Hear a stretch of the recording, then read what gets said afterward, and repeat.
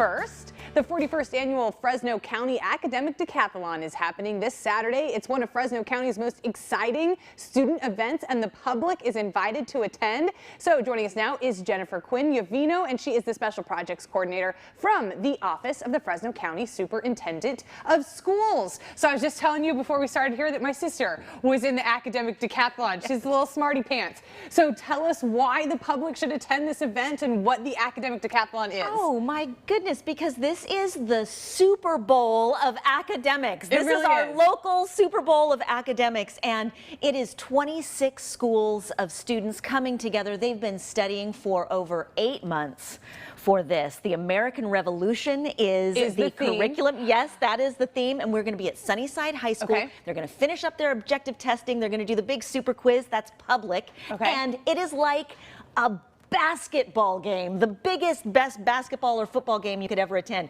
We're going to be in the main gym, so come prepared, root for your team. The decathletes are going to march in around 3 o'clock, so maybe get there at 2:45, get a good seat, and then the awards are at 5 o'clock, and the public is welcome to attend all of that. Yes, it is an all-day sort of thing. It's a decathlon, but it's also sort of like a marathon of academics. So you mentioned that the students here they've been practicing, and they have been getting ready for about 8 months. What is the practicing like? How do they prepare? Yes. Okay. I'm so glad that you asked that, because it's intense. Yeah. Like, it is nothing you take lightly. Let me tell you, it is during school. Some of the schools have a class for it. It is after school. It is weekends. It's evenings. It's all the time. And it's 10 different events. So decathlon, obviously. There are 7 objective tests, art, economics, science, math, all that kind of good stuff.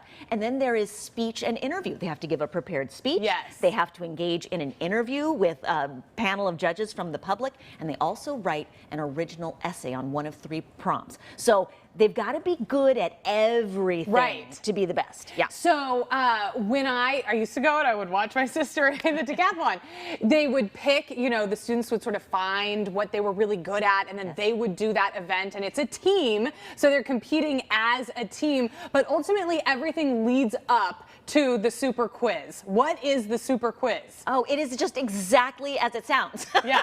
It is an event where the first 3 students, we call them the varsity students, they go and they have their set of questions, and it's in front of the audience, and they're asked and they answer and they hold up their pencils, and then we know, did they get it right? Did they get it wrong? And the crowd cheers. And it's really a culmination. It's this culminating event that involves all the areas of the testing, all the arts and the economics and the math and the language and literature, all that they've been reading, all that they've been studying. They are tested that day in front of everyone in one final round of awesomeness.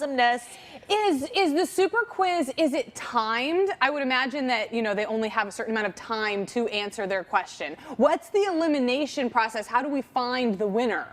That is, again, good questions. So they have 10 seconds to answer each question, 20 seconds for math. And then we take the top 2 of the 3. There's 3 in each round, kids. Oh, so we're like bracketing. Yeah. Okay. And so we take the top 2 kids, and then we take the scores from the next round and the next round. And if you have the best scores through all 3 rounds, you reign supreme.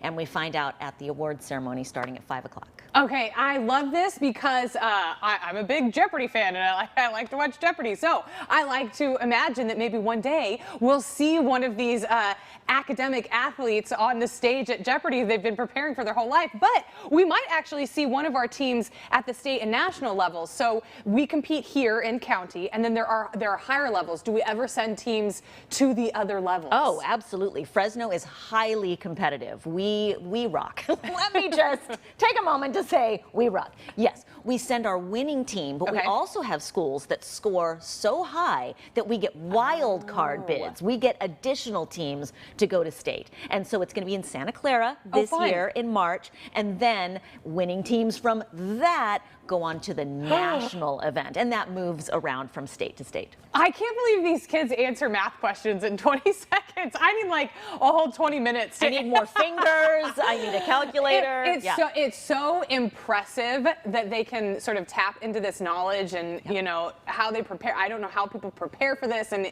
it sort of seems like you know, if you've ever done trivia or if you're a big Jeopardy fan, you know, you might think that that's like useless knowledge, but it really isn't about that. It's about preparing for a certain subject and being able to like hone in those study skills and understanding how to learn and retain information. Diving into that curriculum, whether it's about another country, a period of time, the themes run the gamut. But this year, the American Revolution, so it's very history focused, but the economics of the time, the art of the time, the literature of the time, it's fabulous. All very, very interesting information. So if you know, if you're a fan of the American Revolution out there, you love history, you should check out the Academic Decathlon. There is all the information, and we'll also have it online. Jennifer, thank you so much for being here today, and good luck to all the teams out there. Absolutely. Thanks for having me.